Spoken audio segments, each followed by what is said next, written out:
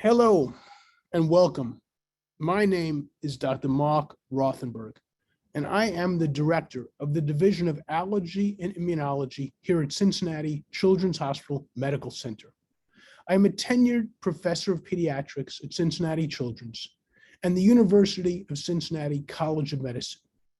I am honored to be with all of you today to showcase a new and exciting partnership between our institution, Cincinnati Children's, and the Technion, which we are now calling the Bridge to Next Generation Medicine. For those of you who are not familiar with us, Cincinnati Children's is globally recognized for excellence in pediatric care, training, education, and research, and ranks consistently among the top pediatric hospitals in the United States. Our research foundation was established in 1931 and is the first pediatric research institution in the United States, and today is consistently ranked in the top 3 for grants from our federal funding agency, the National Institute of Health. I'd like to show you a slide of the image of our medical center. Please bear with me as I share my screen.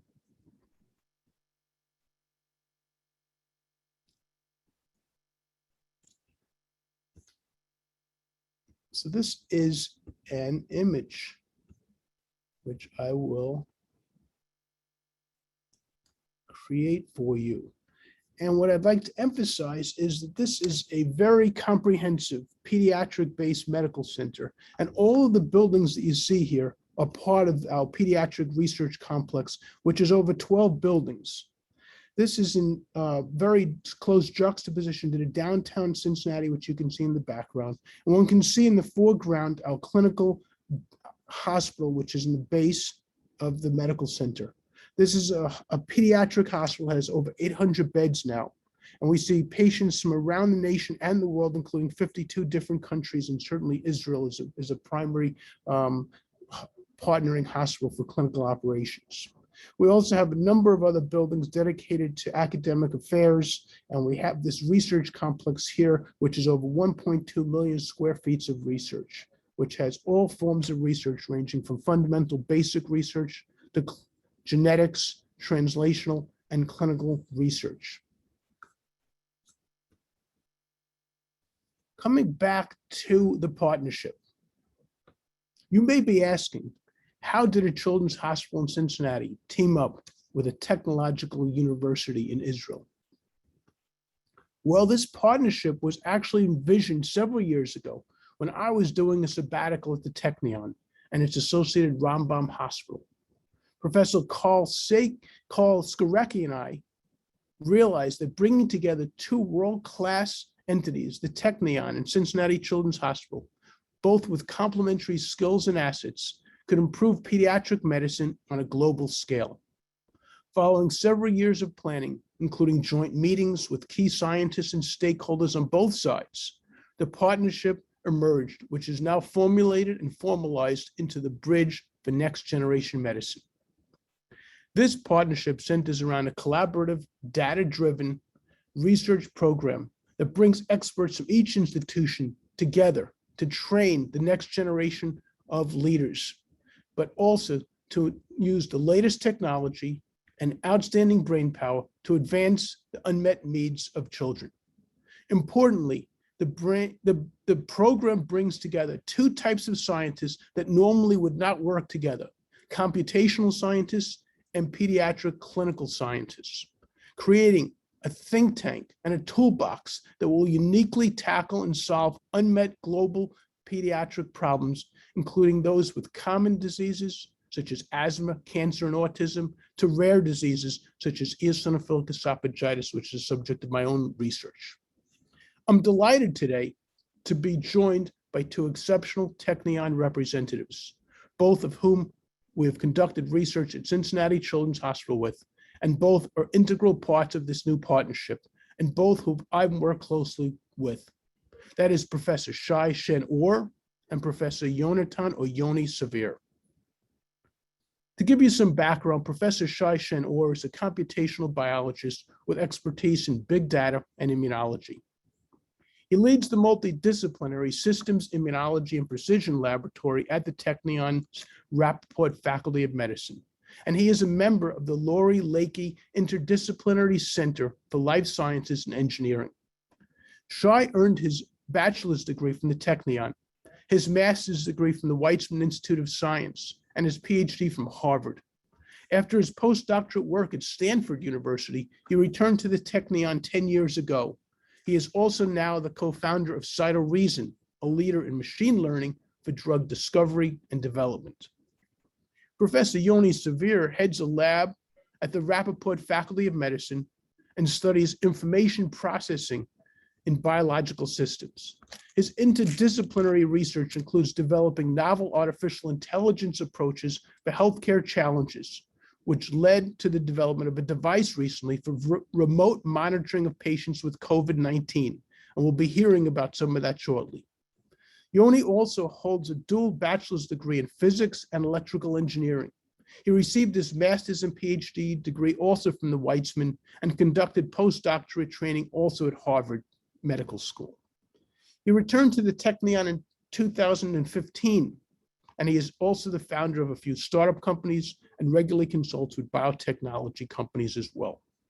I personally can't think of two representatives who have such remarkable achievements that we could collaborate with between Cincinnati Children's and the Technion.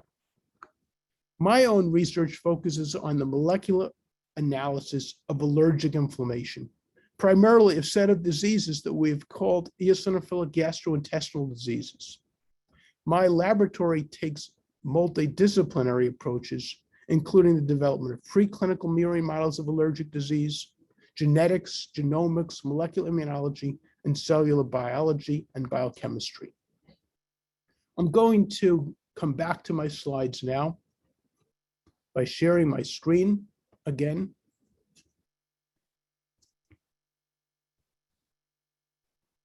And introducing you to the way in which we have structured my lab, whose background and goal is to understand the pathogenesis and treatment of allergic diseases.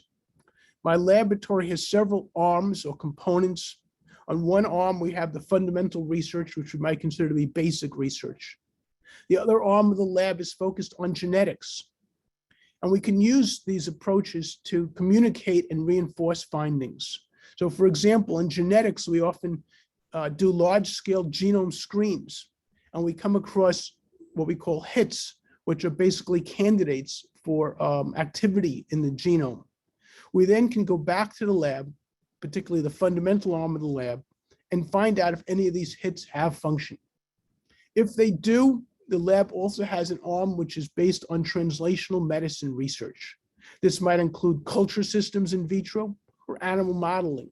We can then test to see if these genetic hits that are proven to be functional have activity in preclinical translational medicine systems. And if they do, because we're at Cincinnati Children's Hospital, which is a great research enterprise with all levels of research, we can then go on and test these theories in people. And indeed, we've been able to conduct a number of clinical trials, often first in humans and proof of concept studies that have ultimately led to improved child care and health. The disease of interest in my lab focuses around eosinophilic esophagitis. This is an emerging allergic disease, which is shown in this particular slide. And for those of you that are not involved in looking at microscopic slides, I can just explain that this is a biopsy taken from an endoscopy in someone that has difficulty swallowing and processing food and has chronic gastrointestinal symptoms. And the important point is on the left, we see what we call it to be inflammation, which is swelling of the tissue and a lot of abnormal structure of the tissue and a disorganization.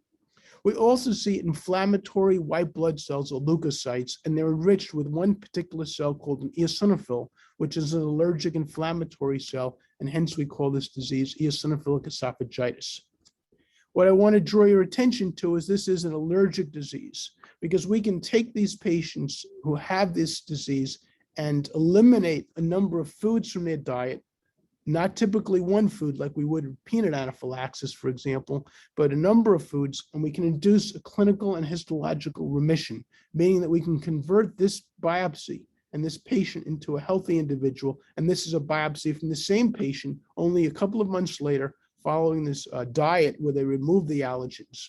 This is a normal appearing esophagus, and you don't see the same swelling and disorganization you see on the left. What's notable is if we add the food back, and of course we do this clinically when we try to re-expose the patient, we can see in some cases, when we add the wrong foods, the patients will relapse. We can also do this in the animal model systems that we've built. So we have animals that have the same type of phenomenon that's induced with the food allergen exposure. Now, I want to draw your attention to the way we currently analyze these patients. It's a complicated procedure as shown in this slide here. This involves patients presenting to the hospital with typical symptoms. These are the types of symptoms that they have. I won't go into all of that right now, but be it to say that they have a variety of upper GI symptoms that are not specific for the disease. So this is very often considered now in what you call the differential diagnosis of someone that has GI symptoms. Importantly, the patients have to go an invasive procedure with an endoscope put down their throat and into their GI tract. And it's not just looking, but biopsies have to be taken. Now, when those biopsies are taken, they have to be processed in the lab. This is sometimes done manually, but we now have capacity to do this through automated processing. But importantly, the gold standard for monitoring and diagnosing the disease is looking under the microscope at these slides. This is a tedious process involving subjective measurements by a pathologist. They count the numbers of cells that are there that are inflammatory, the eosinophils. We've also used molecular genetics and latest state-of-the-art, we call whole genome transcriptome profiling, basically looking at the way the genes are put together in the esophagus. And this has allowed us to develop a molecular profile that we call the EOE transcriptome, and then use analytical processing with mathematical equations to basically diagnose the disease following various types of reactions in a large-scale PCR test, similar to the PCR test they're using for COVID. But in this case, we're looking at 96 different genes instead of the one gene that the COVID PCR test is focused on. But this tells us a lot about what's going on. Now, I present this with the message that this is a complicated process. We are involved in trying to diagnose and monitor these patients, and there's a number of roadblocks that we have. These roadblocks include the difficulty and time spent counting these cells, and also the imprecision of measuring these things, which are typically done by the human eye. So we thought, could we improve this process? Could we involve new minds, particularly smart and innovative scientists from the Technion, to bring fresh new approaches and solutions to this problem? Well, we are greatly pleased to say yes. The partnership with the Technion has already had profound impact on this particular disease, particularly with the innovations of Professor Shai, Shen-Orr, and Yonatan, Savir, who are providing critical partnerships and transformative research ideas to allow us to overcome some of the roadblocks that we have and to advance child care, particularly in this disease and others, through the Next Generation Medicine Partnership. Before Shai joins me next, I just want to remind all of you that we have a question and answer segment on the Zoom. At the end of the program, we will entertain questions, and we look forward to having some dialogue with all of you. Please feel free to submit questions during the talks, and we will answer as many as we can. Please now join me in welcoming Shai. It's nice to see you, Shai, even if we're stuck in this virtual space. Please take over, Shai. Hi, Marc. Great to see you, and always, and really exciting to launch this the partnership that we've been so far being in stealth mode. This has really been already yielding amazing results, as Marc mentioned, and really the two partners here are bringing in something that's quite unique, that is bringing a lot of synergy in. as Marc told you, and I think you've seen, the Cincinnati's Children is a world-class hospital specializing in pediatric care. And the Technion is really been the forefront of engineering and machine learning and data for many years. And we've put this together, the focus on computational medicine and how to actually bring in the ability to analyze big data and solve real world problems for children and in hospitals. So for me, this has really been exciting to start this, and I've had several chances to visit Cincinnati's and start collaborations there. Let me maybe just say a few words on the Technion and what brought me into the Technion, and I'll tell you a bit about our research and how I hope you'll see how it fits really nicely with what Cincinnati is at the forefront of doing, and some of what Marc told you. So I'm actually a third generation Technion alum. My grandfather actually studied civil engineering. My father did aeronautics, and I continued with information systems and computer science. And for me, the Technion has really been, or kind of, I think historically, Technion has been at this place where it's been advancing both on Israel's needs as a country, but also on the world front of contributing to human kind of the humanities needs. In particular, agriculture has been a big thing in previous years. And what's been really kind of really has come about, I think, over the past 15, 20 years has been this growth of the ability to suddenly look at human health in a different way. And particularly what has changed is if we're looking at human physiology as being something very complex and almost inaccessible beyond what is happening in the clinic and what physicians have been kind of looking at with traditional assays over the past 20 years, very slowly, until the point we got to today, where suddenly there are new tools and new techniques that allow us to move from taking a sample, a blood sample, say from a person, and measuring only a few things on it, to being able to measure all the genes and all the cells and what are the cells doing, and all the proteins that are communicating between the different cells, and so forth. So this is Marc showed you some of this with his whole transcriptome analysis of the patients, and that brings challenges. Those challenges are things that are really not trivial to leverage, and I'll share my slides for a second just to give people a sense of this. So this is basically describing the process that has been happening in healthcare, I think, over the past 20 years. If you can see my graph, basically data has been exploding. As I said, we moved from one sample you get from a person, and you can say a few things about the cells or proteins that are measured on them, to being able to suddenly measure a person's entire genome and genes and cells and so forth. So the data has been exploding. And the challenge that that's been at the forefront of this is, how do you take data and make it into insight? Really things that help patients, help kids, as Marc described. And this is a challenge that's really at the heart of this collaboration, of this partnership, of this bridge, of taking this insight, this vast amounts of data that we can generate, and just making it into actionable things that can help human beings. My own research in my lab, as I said, I'm a computational biologist, trained in really kind of machine learning and handling big data with a focus on immunology and what's called systems biology, viewing the entire kind of physiology as one single system of cells and genes and so forth interacting. Is almost half of my lab deals with this problem of, how do we just get more bang for the buck, just get more insight from the data. As you can see, we can generate more and more data, but the gap between the data and insight keeps growing because we have this ability to generate. We don't necessarily have the ability to get the insight. And the way we've been tackling this in the space we deal in within immunology is a concept of actually building models that represent disease.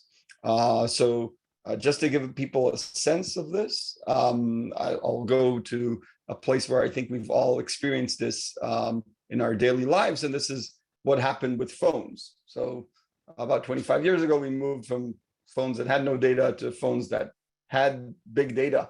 But really, we were collecting that data, those Nokias and so forth, but not necessarily using them too much. And the shift here has been with moving from data that's collected to using the same GPS data that was hardly, of use in the Nokias to modeling the real world, and in this case, modeling traffic with, say, Waze, right?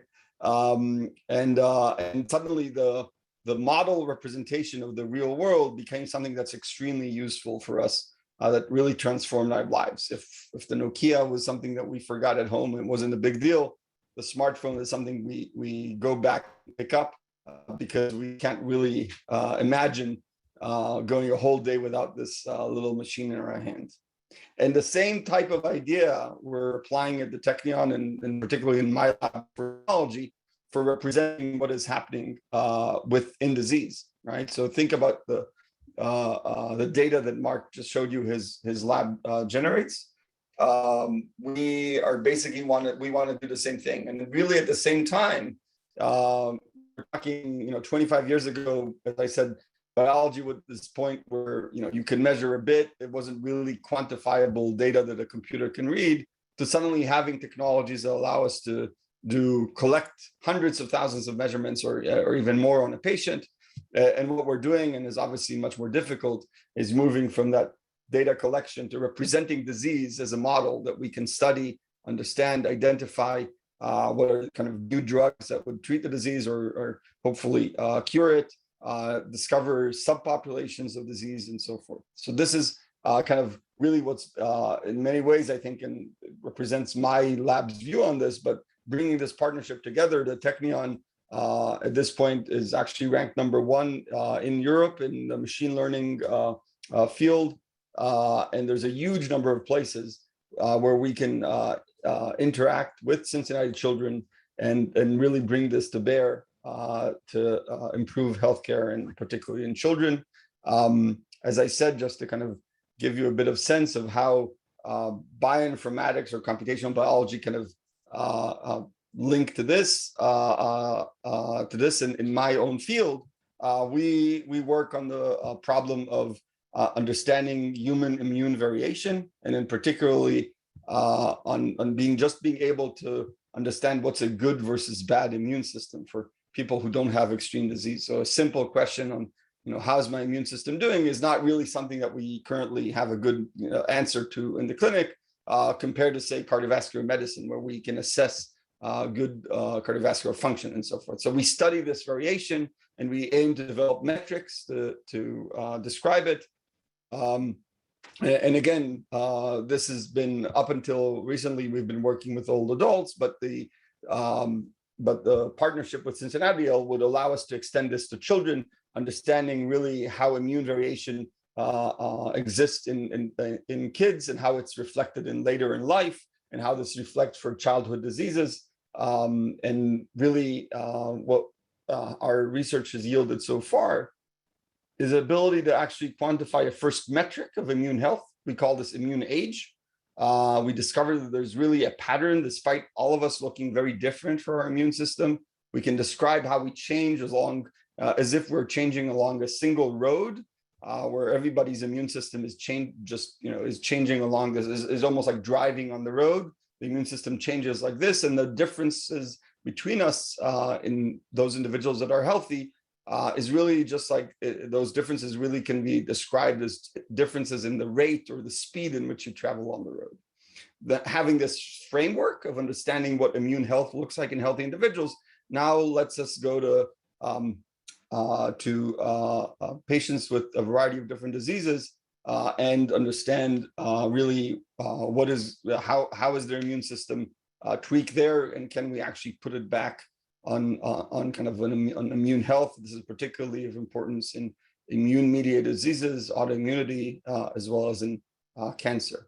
With Cincinnati, we can now, in our partnership, be able to extend this all the way back to early life and understand how things are going there, and how can we really intervene in early stages to prevent diseases in later life.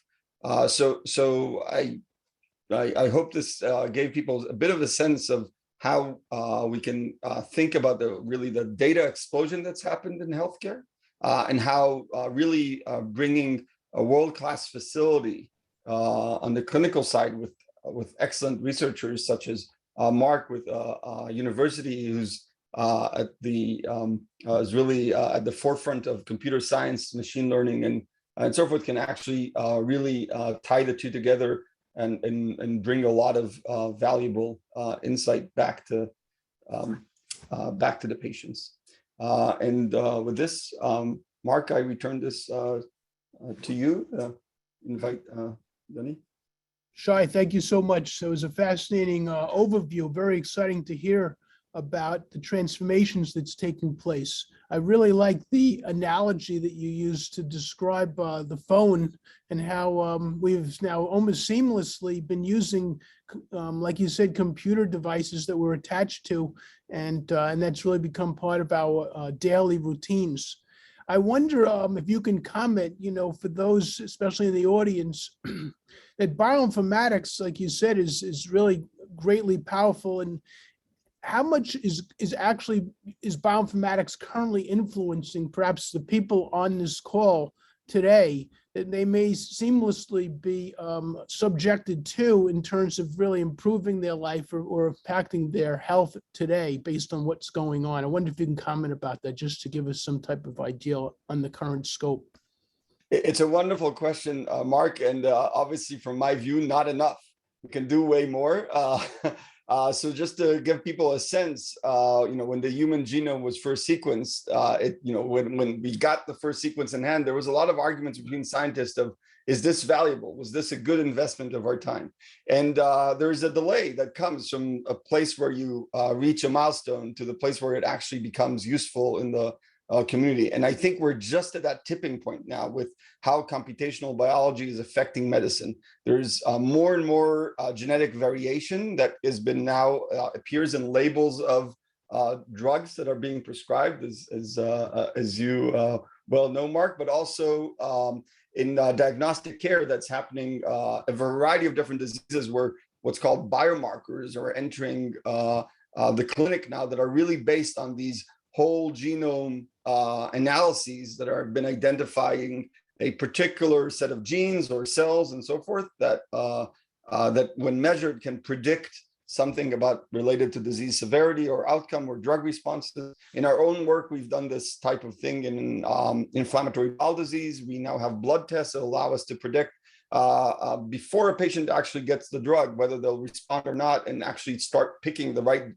correct drug for them at early stages. So I think the explosion is really, it's just starting, and there's a huge amount of contribution that can happen.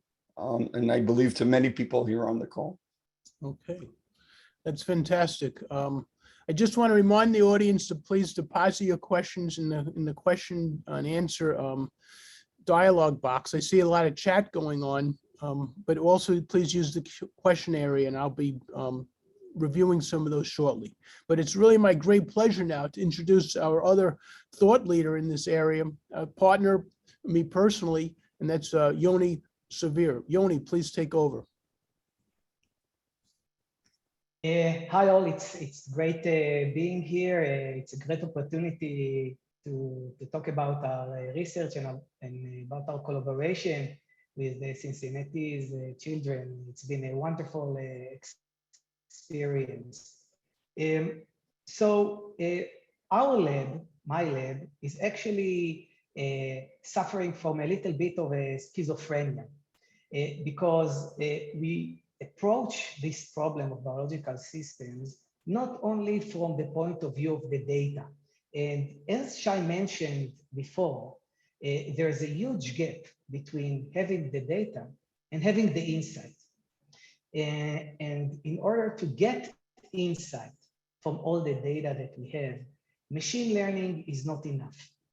And one of the other tools that we have is mathematical modeling and getting inspiration from the big sister of biology, which is physics.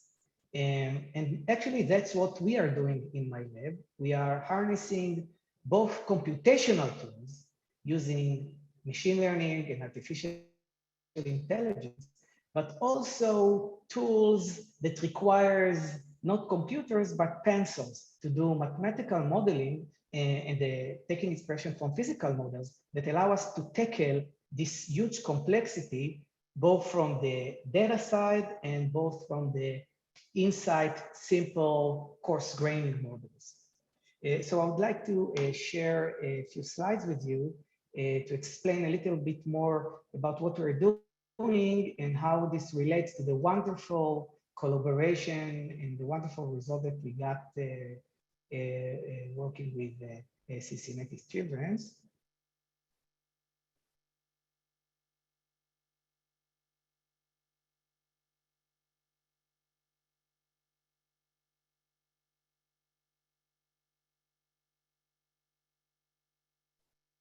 Okay, so as I mentioned before, in my lab, we actually focus on two sides of the problem. On one end, we try to understand the complicated physiological processes in terms of global processes that capture the complexity. And we are in particular interested in understanding failure in physiological and cellular systems as they age. And here you can see a few examples for the systems that we work on, the pre-implantation embryo, or here you can see an animation of how stem cells rejuvenate the eye. And although these systems look very, very different, and the realizations are very different, the mathematical principles that govern them are very similar. And that gives us the ability to get insights and utilize cross-disciplinary insights between different systems. And the other thing that we are interested in is using all this data, like was mentioned before, to develop tools that utilize machine learning, computational tools to tackle all this data. And we are particularly interested in utilizing these techniques to drug discovery, digital pathology, and digital radiology, and thermal imaging that at the end of the day has to be translated into the clinics. And this is where the role of hospitals like Cincinnati Children's is crucial. Because when you think about the value of artificial intelligence in healthcare, the answer is not straightforward. So you probably heard about AI in healthcare. Everybody is talking about it these days. Only in Israel, for example, there are more than 400 startups that are dealing with this in this field. And when you think about it, the main value of AI to healthcare can be summarized into two main categories. One of them is to develop decision support tools for the physicians. So for example, you can build tools that would help them to count cells on the biopsies that Marc showed us before. Or you can develop tools that will allow them to rapidly analyze blood tests, for example. And the other promise in AI is to utilize it to go beyond what the physician needs and to use it to infer new biomarkers and novel biological insights. And when we approach to our collaboration with Marc, these are the two things that were in our mind. And these are the main things that we try to think about when we cope with new problems in the clinics, because at the end of the day, This is the main value that we have to provide. So when we start to work with Marc, which gave a wonderful introduction about EOE, we thought about these two things. How can we translate the wonderful tools that we have in the lab to make a better lives in the clinics? And what we came up was actually a set of tools that we think is really gonna contribute significantly to the way physicians in the world are dealing with the diagnostics of EOE. So just to recap a little bit, as Marc mentioned, EOE, one of the hallmarks of this condition is the presence of immune cells called eosinophils that can be shown, that can be observed using biopsies under the microscope. And just to give you a sense of the problem, what you can see here, the movie here that presents this window that is running over the biopsy, this, in order to probe this entire slide, you actually have to go over 70 screens that have the analogous size of your laptop. So the pathologist, if you want to exhaust the entire tissue, has to look over 70 screens, and that's a huge task. That's a huge challenge. And besides that, so we also wanted to know, besides the eosinophils, can we infer from the machine an insight about the disease that is not necessarily the presence of the eosinophils? Can we learn something new from the machine learning techniques? And actually, we found out that there is. So in a first work that we did with Marc and his team, we took many slides of people that have active EOE and non-active EOE and showed it to a computer and asked the computer to learn without saying any prior information besides the naked image, to learn what are the hallmarks of an active EOE patient and non-active EOE patients. And what we discovered, that actually the machine were able to learn that there are global features in the tissue, not necessarily, which are non-local, that are actually contributes to the classification of whether a patient is an active EOE patient or a non-active EOE patient. What it means that the machine actually, you can see an example here of the machine teaching us a new thing. Now, it's not perfect. It's very hard to, we still have to do a lot of work to really zoom in on the features themselves. But after we've done this work, we now know that this disease is not characterized only by local features. There's a global change in the tissue that was revealed because the use of the machine learning. And the second thing that we do is helping the pathologists with this huge task that I just described. How can we build a tool that will do this task and scan the slide in a very thorough way? And we actually came up again with a wonderful collaboration with Marc teams. We did came up with a tool which is able to estimate the number of eosinophils in the entire slides very rapidly, and is actually now the best tool to diagnose EOE patients, and it has an accuracy of almost 95%. And we were able to achieve these wonderful performances and to build this wonderful tool because of this very special collaboration. Because on the other hand, you have the technical tools that we have in the Technion, and on the other hand, we have the clinical and biological expertise of Cincinnati, and not less important than access to the cohort of patients that is is crucial for the development of such tools. And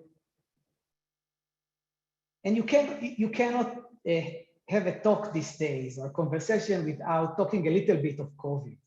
Okay, and this idea that the machine learning can help us in the clinics to build the tools that will help the physicians, and on the other hand, can help us to gain insight, is of course also true to COVID. And what we did is to try and harness again machine learning for a task of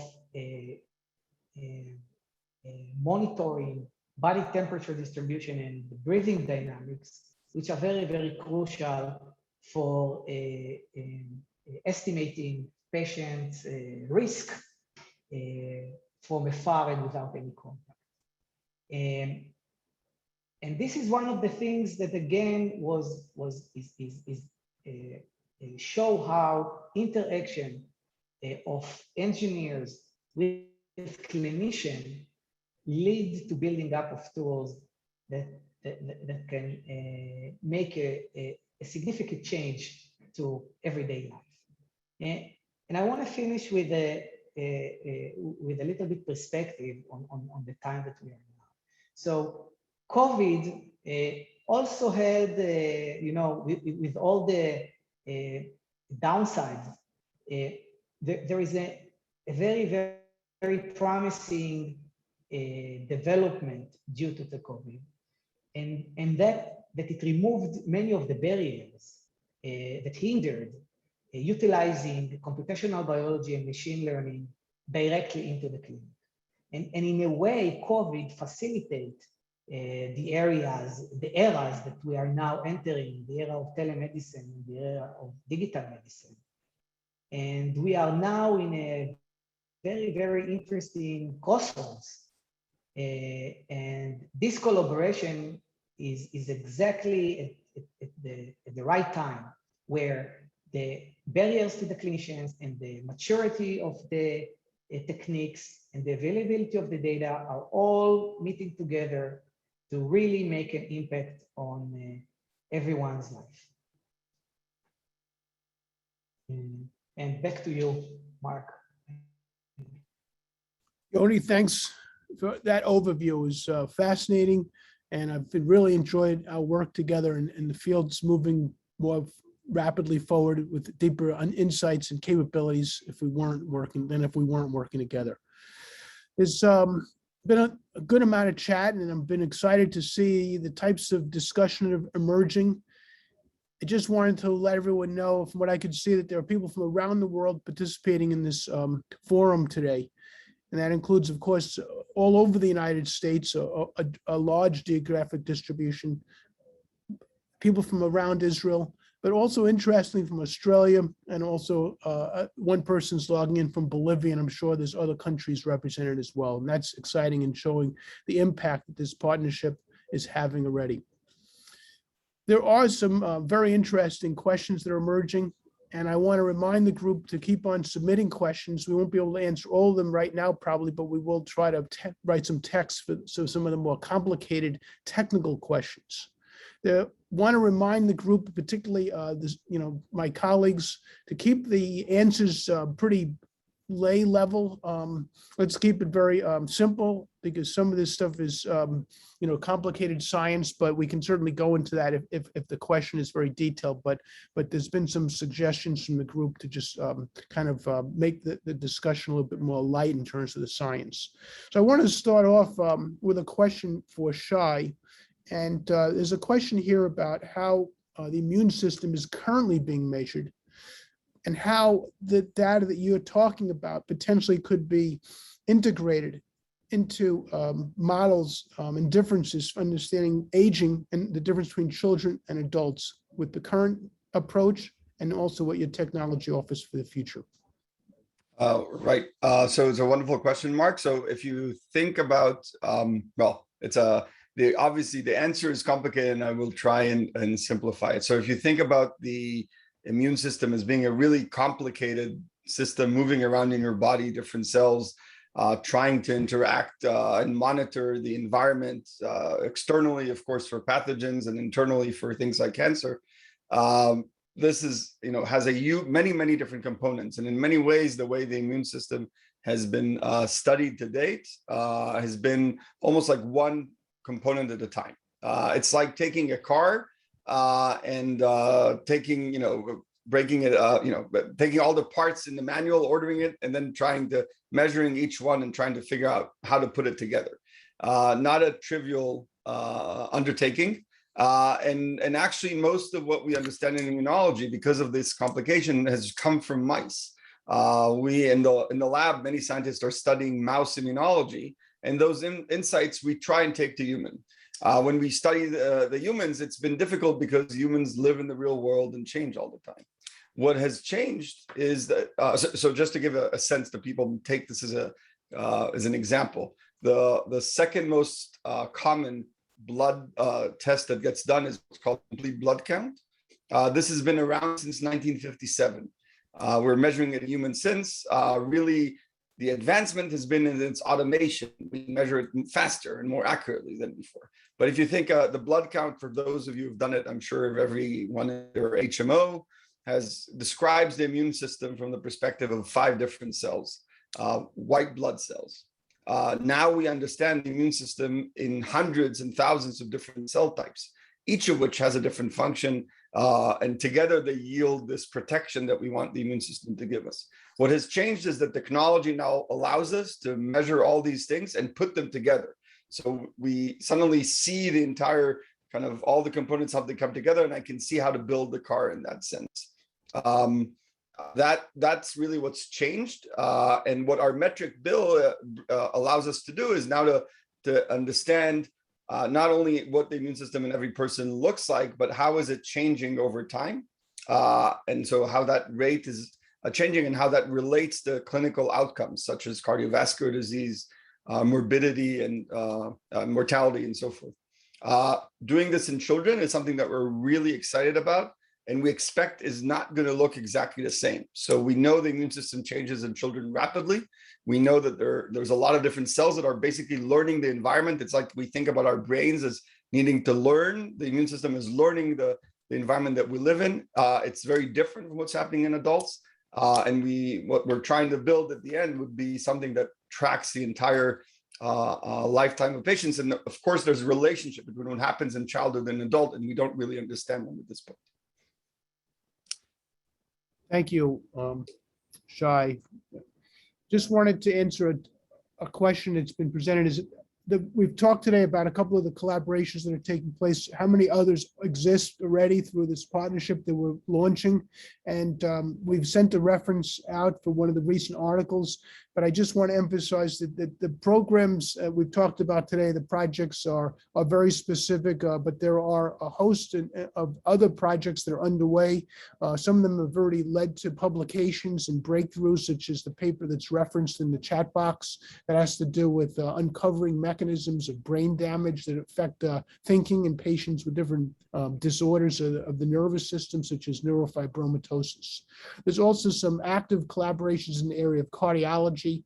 Stem cell research is an area of strong interest. And there's a very big partnership now related to how the genome is put together, talking about the actual structure of the DNA and what you call chromatin, as well as epigenetics, which is related to the primary sequence of DNA, which is the genetic elements.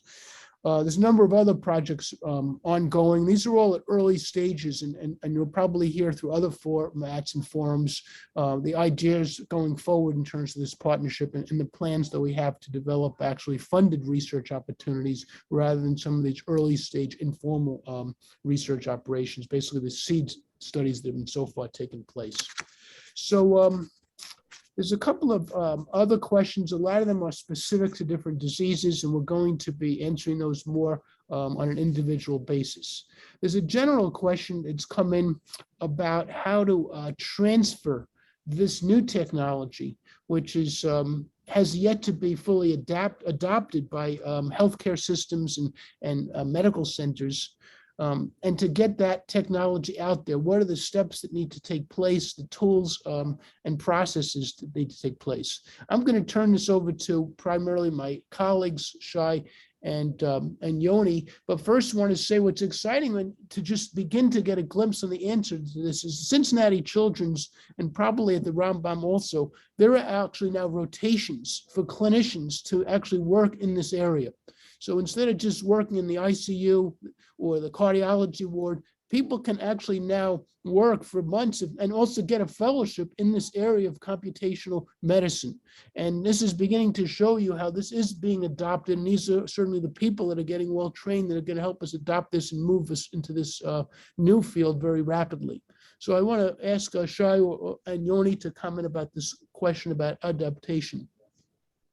I think it's a wonderful question, obviously bearing on everyone's mind on this, and similar to what you said, Marc, at the Technion as well. We're seeing we've basically launched this human health initiative, and we have physicians who are coming into labs to learn. And in fact, even in my own lab, we have 3 physicians who've taken time off from their clinical duties to do a full-scale PhD. So there's an urgency and an understanding that this is part of the future.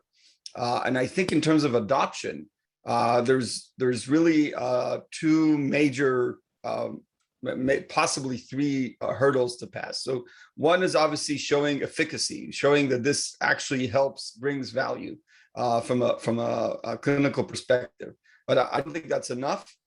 We have to realize that, and actually in your own presentation, you showed how you moved from a whole genome to something that's reasonable to measure in a hospital real life setting. You moved to 96 genes. We saw the same in COVID.